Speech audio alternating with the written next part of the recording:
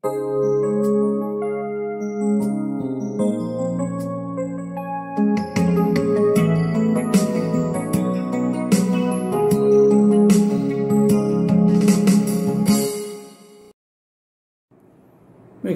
ప్రభునామములో వందనాలు తెలియపరుస్తున్నాను. ప్రార్థన చేసుకుందాం. ప్రేమగల తండ్రి, పరిశుద్ధులైన దేవానికి స్తోత్రాలు చెల్లిస్తున్నాం. గత వారం అంతా మీరు ఎక్కడ చోట దాచినందుకు, కాపాడినందుకు స్తుతిస్తున్నాం. తండ్రి, మాకు భద్రత అనుగ్రహించి మరలా తిరిగి ఈ ఆదివారం, ఈ పరిశుద్ధ దినములు, ఈ తండ్రి టెక్నాలజీ ద్వారా ఎవరిళ్ళల్లో వారు వాక్యం వినే కృప మాకు అనుగ్రహించి స్తుతిస్తున్నాం. తండ్రి, మా స్తుతులు అందుకోండి, మా ఆరాధన మా పాటలు అందుకోమని, మీ దీవెనలతో మమ్మల్ని నింపమని మీ బలిష్టమని చేతుకోమని చెబుతూ యేసుక్రీస్తు నామంలో అడుగుతున్నాం తండ్రి. ఆమేన్.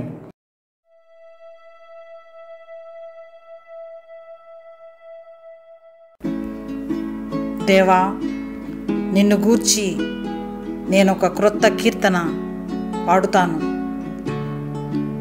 నా ఒంటరితనంలో నాకు తోడుగా ఉన్నావు. బలహీన సమయాలలో నా స్నేహితుడుగా నా వెంటే ఉన్నావు. నా దుఃఖములో నన్ను ఓదార్చావు. నా కష్టాలలో, నా శోధనలలో నా చేయి పట్టి నాకు వాగ్దానాలు ఇచ్చి నన్ను నడిపించావు. నీకు వందనాలు తండ్రి. స్తోత్ర రూపమగు క్రొత్త గీతాన్ని దేవా నీవు నా నోట నుంచావు. నిన్ను నేను మనసారా కీర్తిస్తాను. నిన్ను గూర్చి క్రొత్త కీర్తన నేను పాడుతాను. నిన్ను గూర్చి నే పాడనా యేసయ్యా, మనసారా క్రొత్త కీర్తన. నిన్ను గూర్చి నే పాడనా యేసయ్యా, మనసారా క్రొత్త కీర్తన. ఆర్భాటంతో ఉత్సాహంతో, ఆర్భాటంతో ఉత్సాహంతో సంతోషగానము చేయనా. నిన్ను గూర్చి నే పాడనా యేసయ్యా, మనసారా క్రొత్త కీర్తన. నిన్ను గూర్చి నే పాడనా యేసయ్యా, మనసారా క్రొత్త కీర్తన. ఒంటరిగా ఉన్నప్పుడు నా తోడుగా వెంటుండి బలపరచే స్నేహితుడుగా. ఒంటరిగా ఉన్నప్పుడు నా తోడుగా వెంటుండి బలపరచే స్నేహితుడుగా.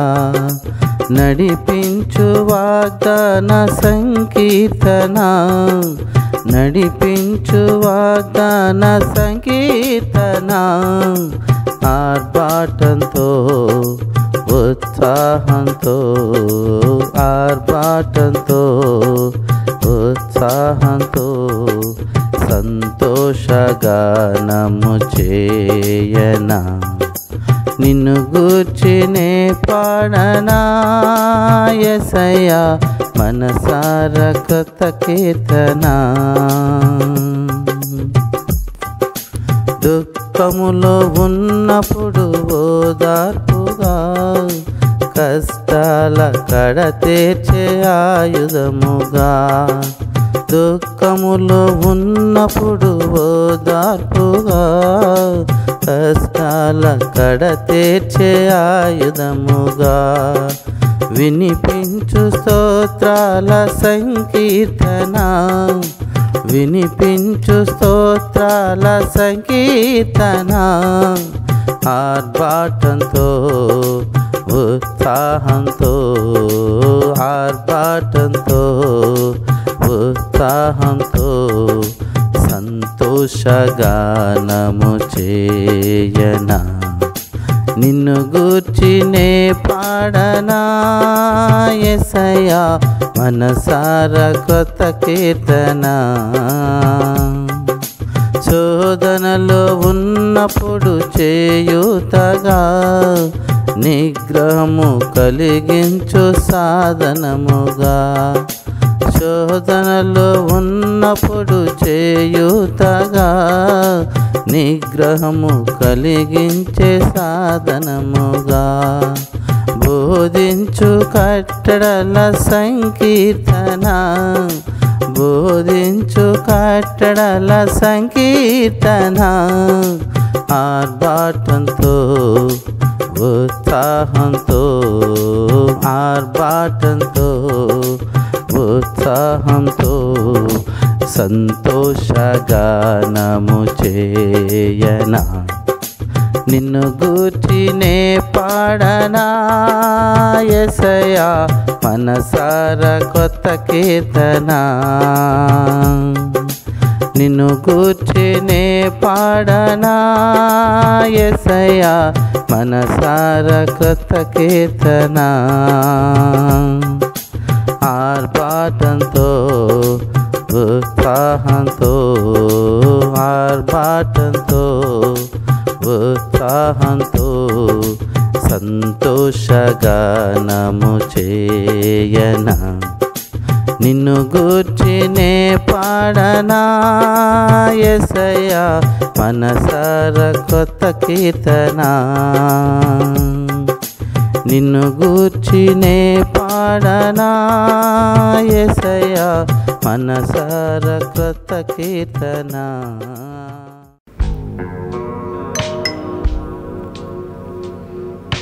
యెహోవా ఆశ్చర్యకార్యములు చేసి ఉన్నాడు, ఆయనను గూర్చి క్రొత్త కీర్తన పాడుడి.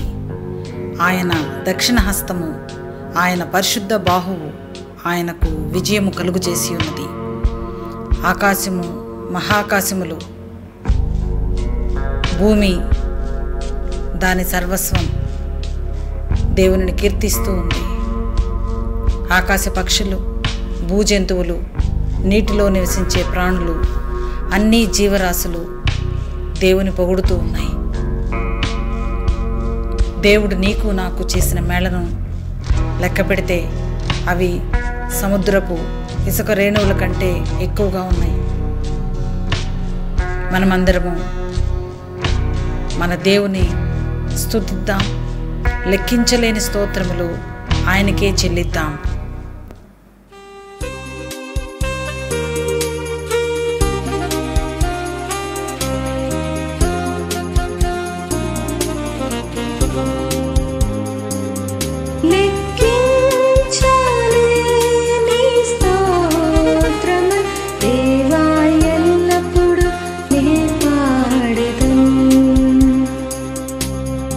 ఇంతవరకు నా బ్రతుకు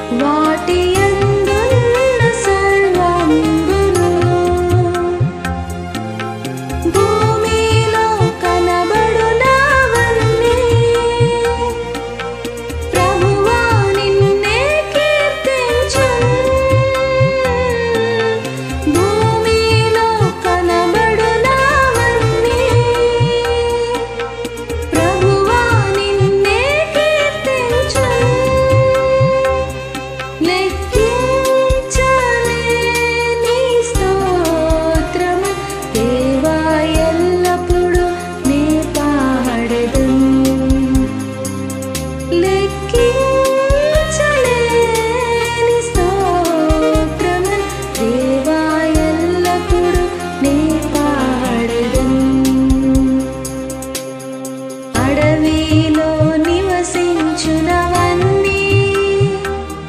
సుడిగాలి మంచును అడవిలో నివసించునవన్నీ సుడిగాలి మంచును భూమిపై కనబడునవన్నీ దేవా నిన్నే పొగడును భూమిలో కనబడునవన్నీ దేవా నిన్నే పొగడును లెక్కించలేని స్తోత్రము దేవా ఎల్లప్పుడూ నీ పాడెదను లెక్కించలేని స్తోత్రము దేవా ఎల్లప్పుడూ నీ పాడెదను నీటిలో నివసించు ప్రాణం ఈ భూమిలోన జీవరాశులు నీటిలో నివసించు ప్రాణం ఈ భూమిలోన జీవరాశులు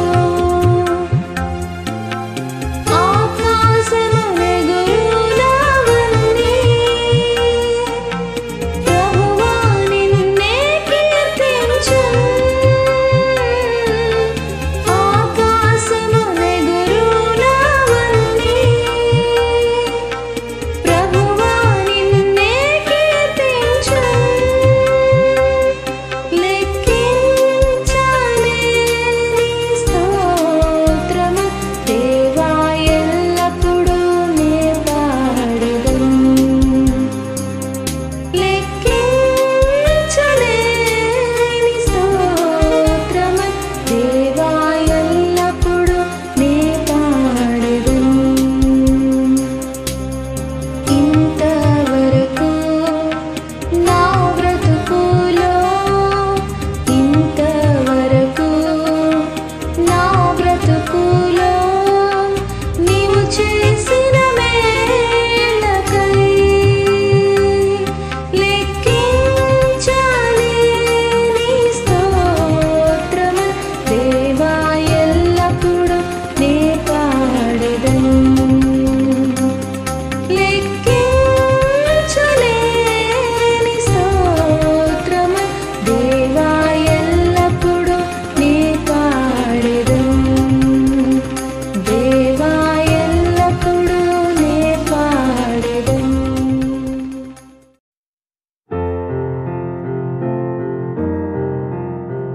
దేవుని వాక్యం చదువుకుందాం.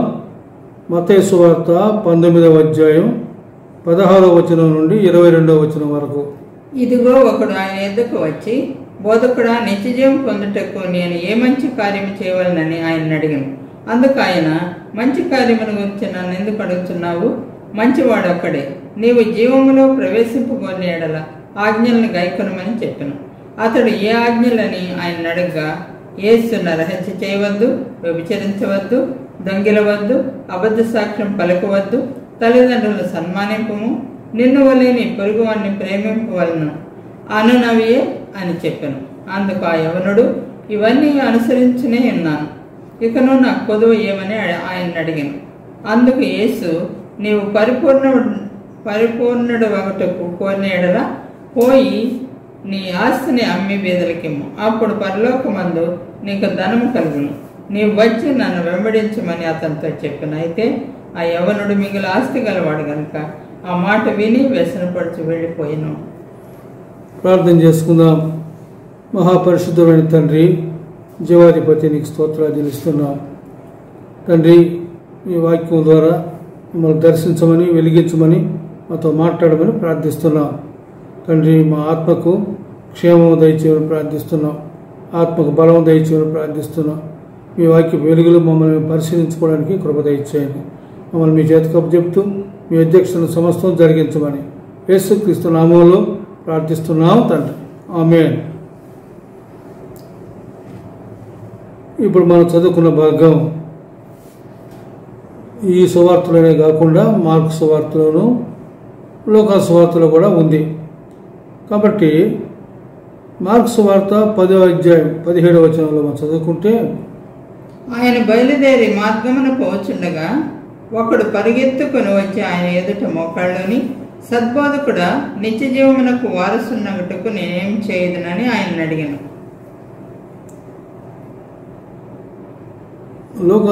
మత్తయి సువార్తలో ఒకడు, ఎవరో ఒకడు అంటే యవనుడని ఆ వాక్యంలో మనకు చూడగలం. యవనుడు ఒకడు యేసు ప్రభు దగ్గరికి వచ్చాడట.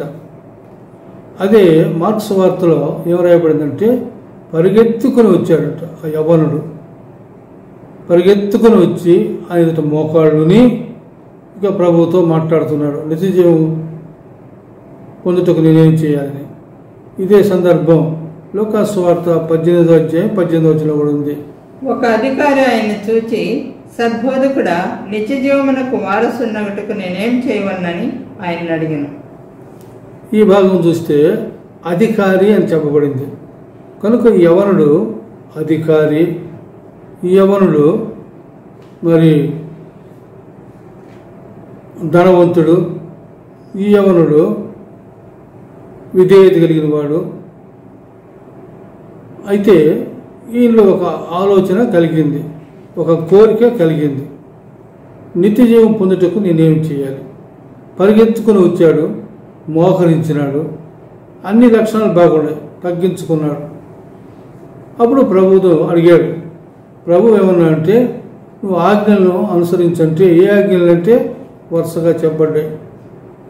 ఆ ఆజ్ఞలు ఏమిటంటే మనం చదువుకున్నప్పుడు యేసు నరహత్య చేయవద్దు, వ్యభిచరింపవద్దు, దొంగిలవద్దు, అబద్ధ సాక్ష్యం పలుకవద్దు, తల్లిదండ్రులను సన్మానింపుము, నిన్ను వలె నీ పొరుగు వారిని ప్రేమింపవలను అని చెప్పాడు ప్రభు. ఈ ఆజ్ఞలు సహజంగా యవనస్తులు పాటించలేరు. అందులో డబ్బు కలిగిన వాళ్ళు, అందులో అధికారి, ఇలాంటి స్థాయిలో ఉన్నటువంటి వ్యక్తులు ఎలాగుంటారో మనకు తెలుసు. కానీ ఈ వ్యక్తి పరిగెత్తుకుంటూ వచ్చి ప్రభు ఎదుట మోకరించి, ఈయన అధికారట అంటే, అధికారి అంటే మంచి స్థాయిలో ఉన్నాడు, మంచి ఉద్యోగంలో ఉన్నాడు. ప్రభు దగ్గర వచ్చి నిత్య జీవం పొందాలని ఆశతో వచ్చాడు.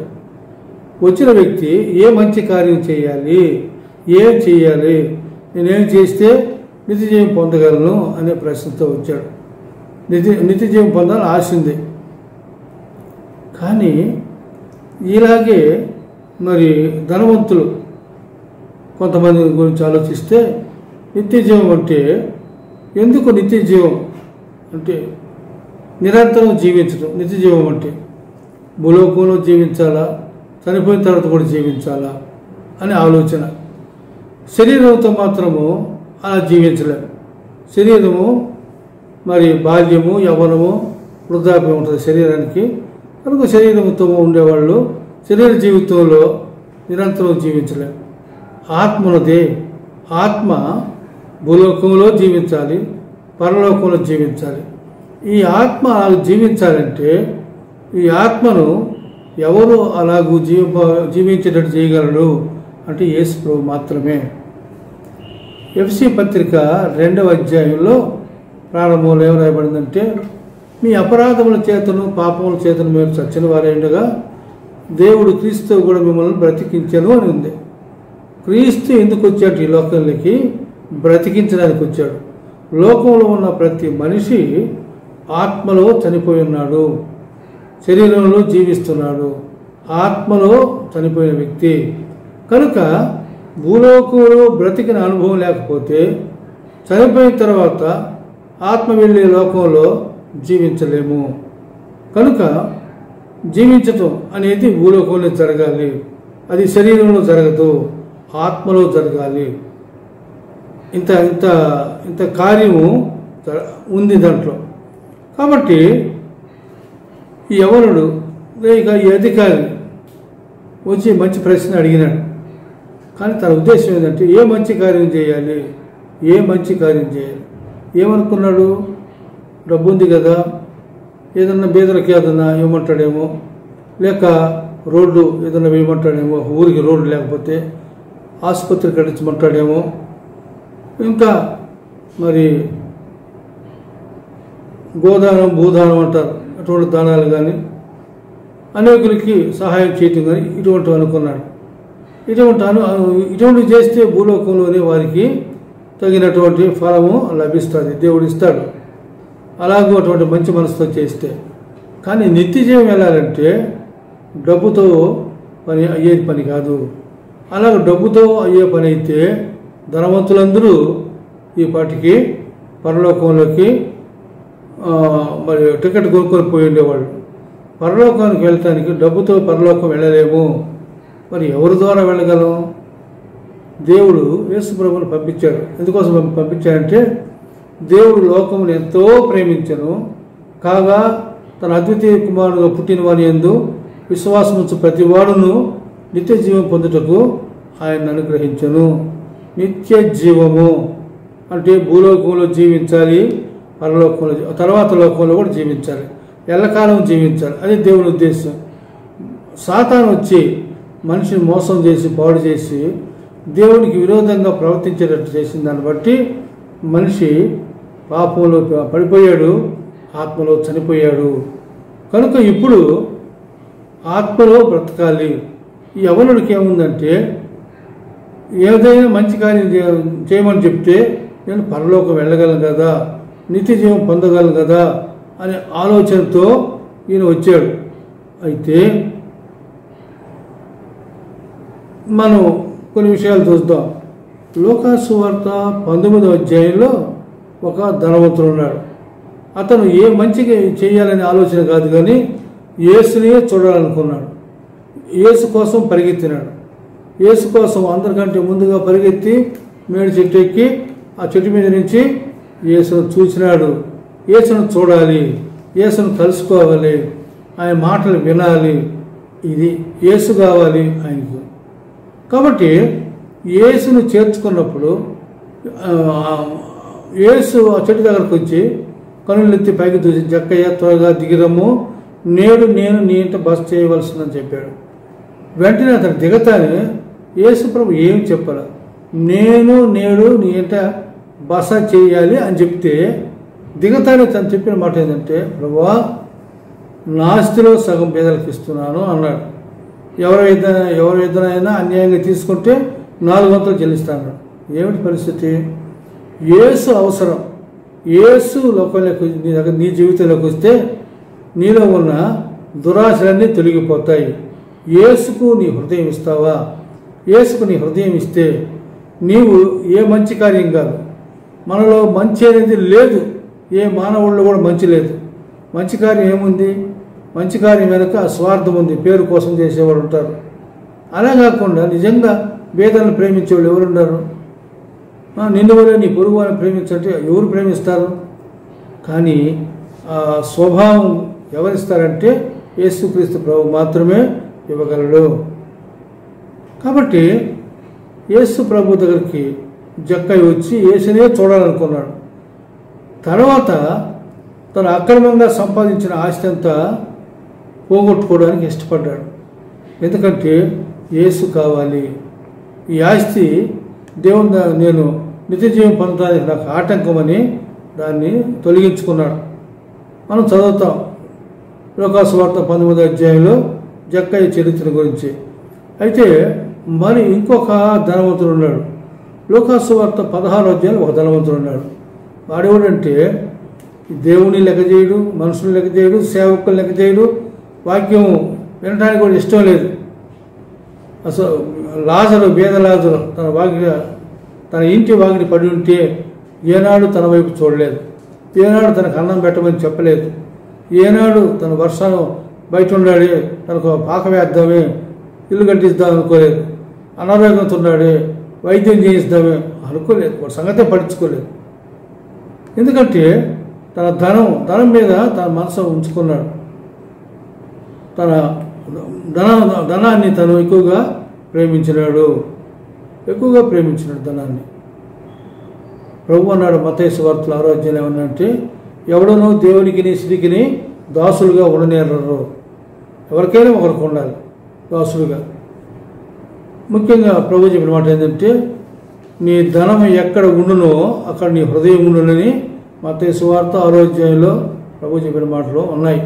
కనుక ధనం అనేది ఆశపడతాం, కానీ ధనము దేవునికి మనల్ని దూరం చేస్తుంది. ఇస్కరియోతు ధనాన్ని ఆశించి దేవునికి దూరం అయిపోయినాడు, ఉరేసుకున్నాడు, ఆత్మహత్య చేసుకున్నాడు, చనిపోయినాడు. అలాగే మరి గేహాజీ ధనాన్ని ఆశ్రయించి తనకు, తన కుటుంబం, తన సంతతి యావత్తుకి కుష్ఠరోగం సంపాదించుకున్నాడు. ధనం ఎంత ప్రమాదకరమైంది. ధనం ఉండకూడదని కాదు, కానీ ధనం మీదనే మనసు పెట్టుకోవటం. కనుక ఇతను చనిపోయిన తర్వాత పాతాళం పోయినాడు. మన భాగంలో ఉన్నటువంటి ఈ ధనవంతుడు ఏ మంచి కార్యం చేయాలి? ప్రభు చెప్పాడు ఆజ్ఞలన్నీ నెరవేర్చమని. ఇవన్నీ బాల్యం నుంచి నేను చేస్తున్నాను. ఇవన్నీ చూసినప్పుడు ఇతను ఎంత మంచి వ్యక్తి, మంచి పద్ధతుల్లో ఉన్నాడు, మంచి మరి జీవితం కలిగి ఉన్నాడు. అయినా నిత్యజీవం పొందడానికి అర్హత లేదు. కారణం ఏంటంటే, నిత్యజీవం ఇచ్చేది ఎవరంటే యేసుక్రీస్తు ప్రభు మాత్రమే. ఆయనలో ఉంది ఈ నిత్యజీవము. ఇప్పుడు ఈయన యేసు నువ్వు నాకు కావాలి అని ప్రార్థించటం వల్ల నిత్యజీవం పొందుటకు నేను ఏ మంచి కార్యము చెయ్యాలి అన్న ఆలోచనతో ముందుకు వచ్చాడు. ప్రభు ఏం చెప్పాడంటే, నీవు వెళ్ళి మొదట నీ ఆస్తినంతా అమ్మేసి బీదలకి ఇవ్వమన్నాడు. బీదలకి ఇస్తే నీకు పరలోకంలో ధనము కలుగునను. ఈ ధనము ఆడ పరలోకంలో ఉంటుంది. దీనిని బట్టి మనం పరలోకంలో ధనవంతులుగా ఉండాలంటే భూలోకంలో ఉండగానే మనము అనేక మంది బీదలను జ్ఞాపకం చేసుకోవాలి.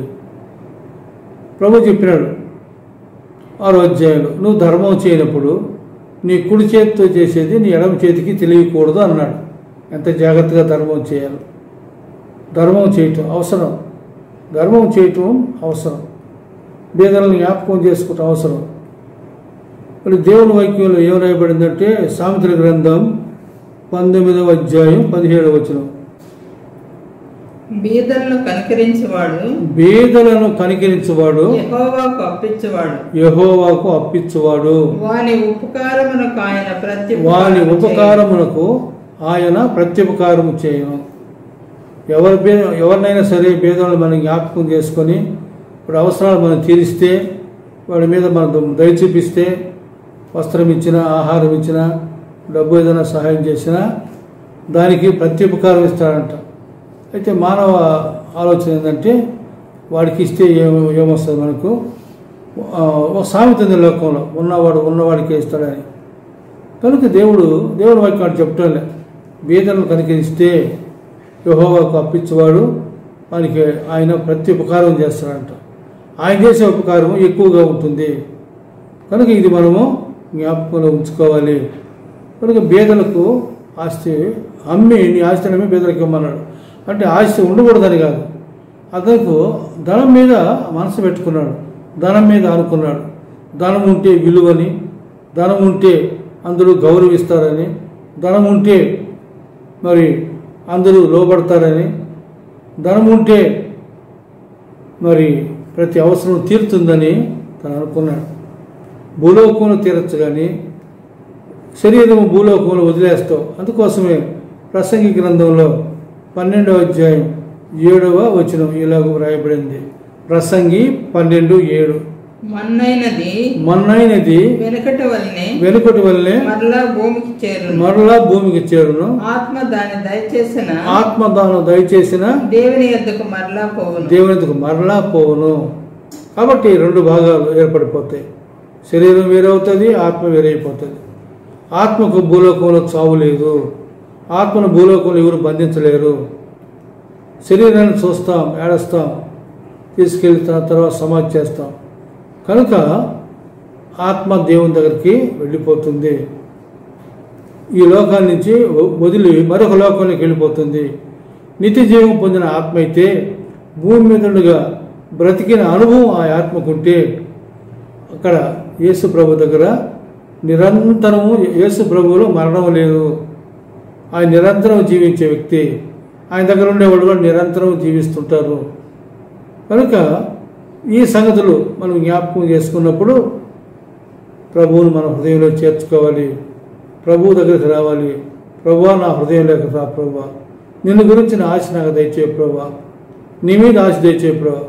మనం కోరుకోవాలన్న కోరిక ఏంటంటే, ఆశ ఏంటంటే, ప్రభువా నువ్వు నాతో ఉండు, నాలోకి రా ప్రభువా, నీవే నాకు కావాలి, నువ్వు ఉంటే చాలు ప్రభువా, నీ వెంటే ఉంటాను ప్రభువా, నువ్వు నాకు కావాలయ్యా అని మనము ప్రభువుని అడగాలి, ప్రభువుని ప్రార్థన చేయాలి. అయితే ఈ ధనవంతుడు డబ్బు కలిగినవాడు, చాలా డబ్బు కలిగినవాడు.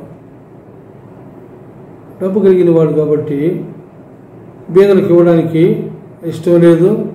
నన్ను వచ్చి వెంబడించమంటే అది కూడా ఇష్టం లేదు. ధనవంతులకు ఉండేవాళ్ళు ప్రభువుని వెంబడించిన వాళ్ళు చాలామంది ఉన్నారు. బర్నబాసు చాలా ధనవంతుడు. ఆయన ఆస్తిని అమ్మి అపోస్తల పాదాల దగ్గర పెట్టి ప్రభువుని వెంబడించాడు. ఎందుకంటే ఈ లోకం శాశ్వతం కాదని. కనుక ప్రియమైన సోదరుడా సోదరి, నీ గురి ఏమిటి? నీ యొక్క ఆలోచన ఏమిటి?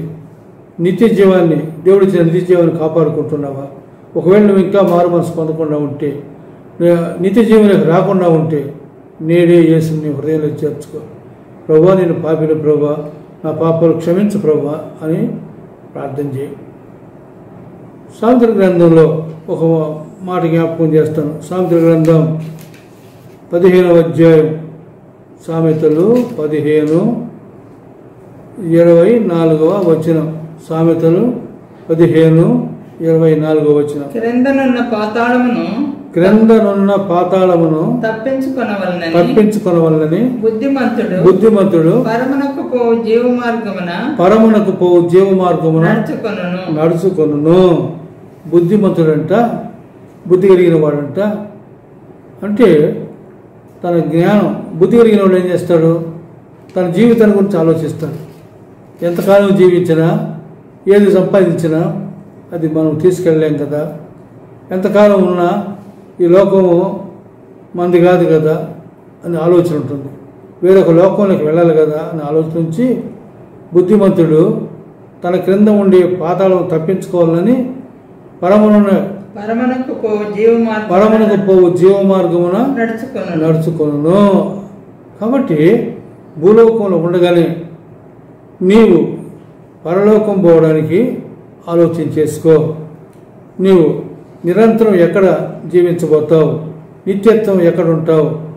ఆత్మకు భూలోకంలో శరీరం చనిపోయిన తర్వాత, శరీరం నుంచి వేరైన తర్వాత ఆత్మ భూలోకంలో ఉండదు.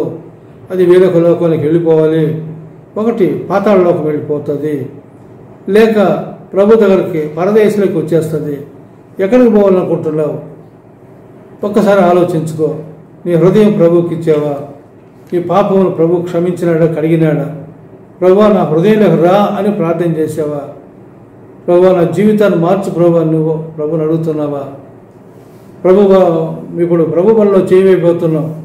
చాలాసార్లు మనం రక్షించబడి కూడా కొన్ని బలహీనతలు, సులభంగా చిక్కులు పెట్టి పాపాలు మన జీవితంలో ప్రవేశిస్తే దేవునికి దూరం అయిపోతాం.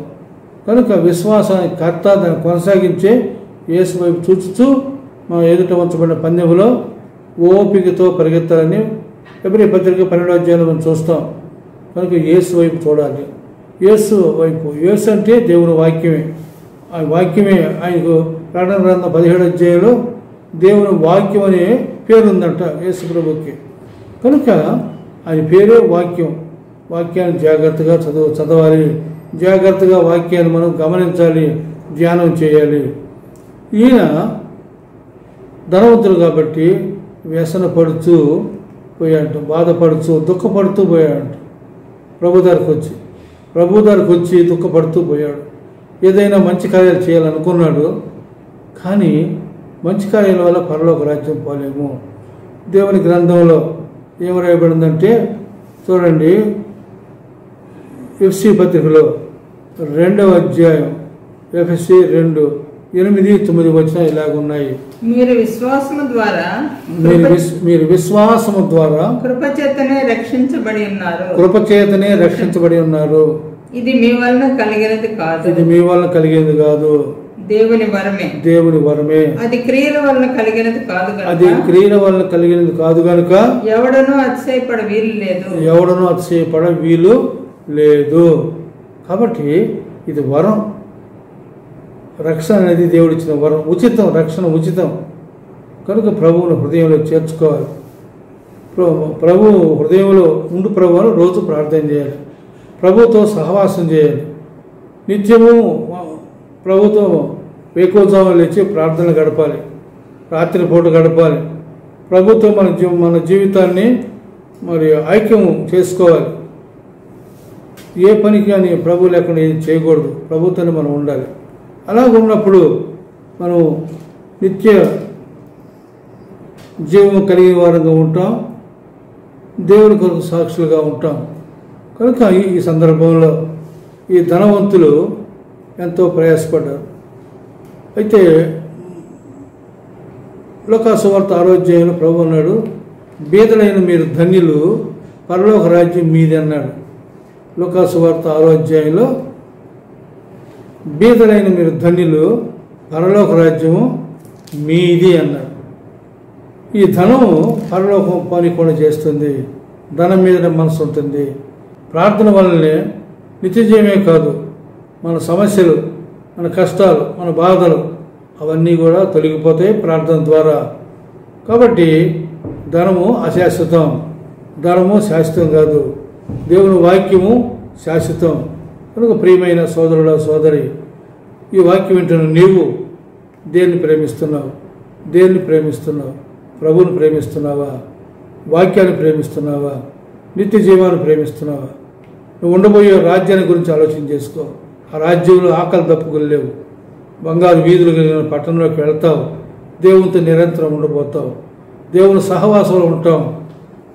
ప్రభుత్వం మళ్ళా తిరిగి భూమి మీదకి వస్తాం. 1000 ఏళ్ల పరిపాలన ఉండబోతాం. ఎంతటి నిరీక్షణ దేవుడు మనకు అనుగ్రహించాడు. వాక్యం మనకు ఆదరణ కలిగిస్తుంది. కనుక మన జీవితాన్ని పరిశీలించుకుందాం, పరీక్షించుకుందాం. ఏ విషయంలో దేవుడికి దూరంగా ఉన్నామో, ఏ ఆశలు కలిగి ఉన్నామో, ప్రభు కంటే దేన్ని ఎక్కువగా ప్రేమించినా అది విగ్రహారాధన. కనుక అన్నిటికంటే అందరికంటే ప్రభువుని ఎక్కువగా ప్రేమించాలి. అలాగూ ప్రేమించి ప్రభు ఇచ్చే ఆశీర్వాదాలు పొందాలని కోరుకుంటూ, పరిశుద్ధాత్మ దేవుడు మనందరినీ నిత్య జీవంలో ఉంచినట్లు, భూలోకంలో ఉండగా మనందరినీ సిద్ధపరచినట్లు ప్రభు సహాయం కొరకు ప్రార్థన చేద్దాం. దేవుడి మాటలు దీవించునుగాక. ఆమేన్.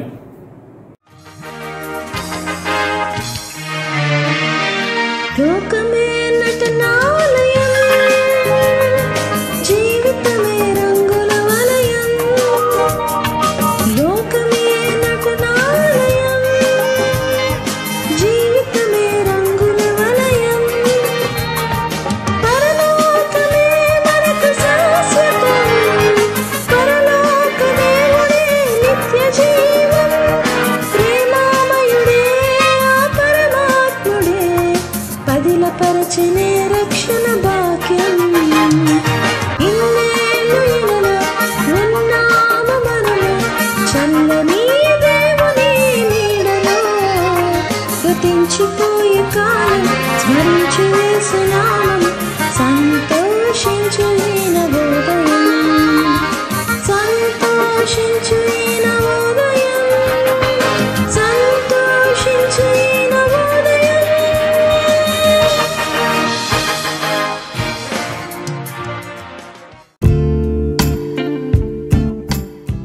మనం ఇప్పుడు ప్రభు రాత్రి భోజనములో పాలు పంపులు పొందుదాం. మన ప్రభు అయిన యేసు తన అప్పగింపబడిన రాత్రి ఒక రొట్టెని ఎత్తుకొని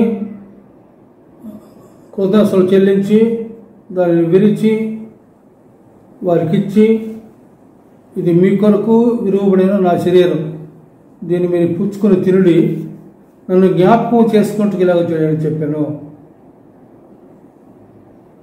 ఈ సమయంలో మీ చేతిలో ఉన్న రొట్టెను మీరు పుచ్చుకోవాల్సిందిగా ప్రేమపూర్వకంగా మనవి చేస్తున్నాను.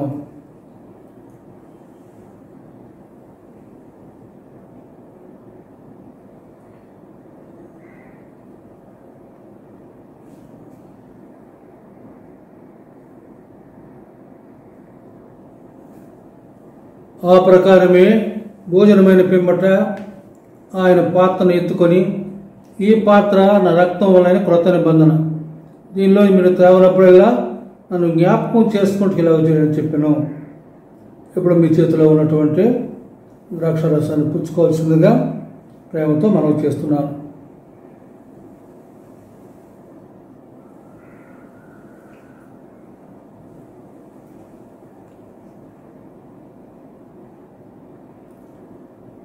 ప్రార్థన చేసుకుందాం. మహాపరిశుద్ధమైన తండ్రి, దయగలిగిన ప్రభువా, నీకు స్తోత్రము చెల్లిస్తున్నాం. విన్న వాక్యాన్ని బట్టి మీకు స్తోత్రాలు చెల్లిస్తున్నాం.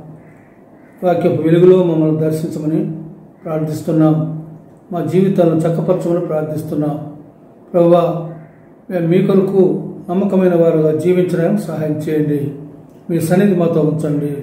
ప్రియ ప్రభువా, మీకు వేరుగా మేము ఉండి ఏమి చేయలేమని సెలవించారు కనుక మిమ్మల్ని మీతో తండ్రి మేము కలిసి మీరు చెప్పినట్టుగా జీవించడానికి, చెప్పినట్టుగా చేయడానికి మమ్మల్ని సిద్ధపరచండి.